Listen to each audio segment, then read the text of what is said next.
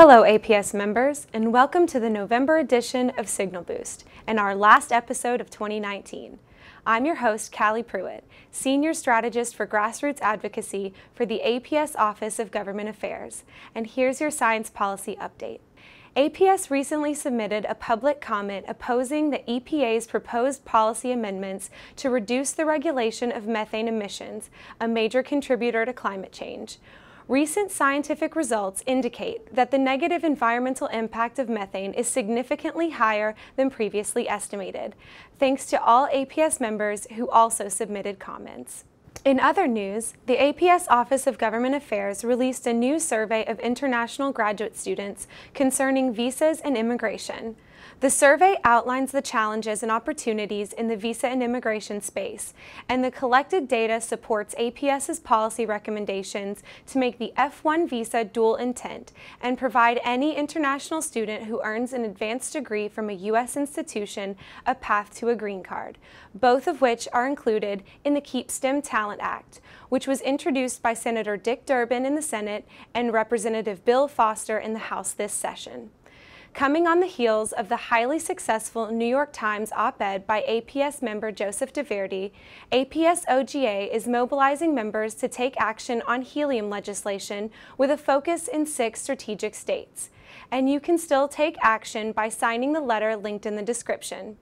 Meetings are expected to begin next month with key members of Congress to ask them to effectively address the helium crisis by enacting legislation that keeps the Federal Helium Reserve open past 2021 and creating a robust helium recycling program. And now for our year in review. So far this year, APS members have taken more than 2,500 advocacy actions on behalf of physics. This number represents the letters you sent, the meetings you took, and the op-eds you wrote. And those are just the times we were able to track and calculate. The scope of our advocacy within the organization of APS was broad in 2019. Members of APS's presidential line spent many hours in D.C., strategizing with the OGA team and meeting with congressional staff and administration officials to advocate on your behalf. Our team also wants to recognize the enormous effort of our early career members who stepped up to take action in their states. And all of those actions made a difference. It was through your advocacy at the local level, in state meeting after state meeting, that both the Senate and House introduced the Keep STEM Talent Act. It was your advocacy that got the Combating Sexual Harassment in Science Act introduced in the Senate and passed in the House.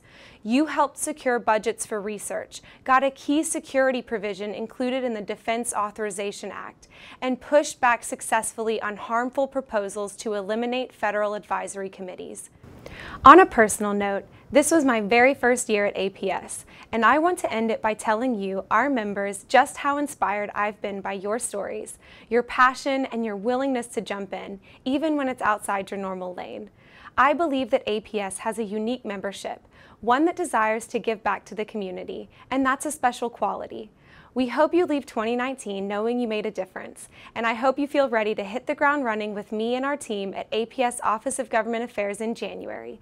Thanks for joining us for this year-end edition of Signal Boost. Have a happy new year and see you next time.